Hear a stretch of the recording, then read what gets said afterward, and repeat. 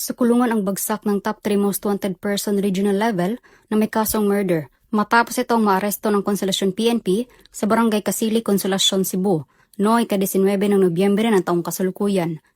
Kinilala ni Police Lieutenant Colonel Lionel B. Avergonzado, Acting Chief of Police ng Consolacion Municipal Police Station, Cebu Police Provincial Office, ang wanted na suspect na si Russell, 25 anyos, na residente ng naturang lugar.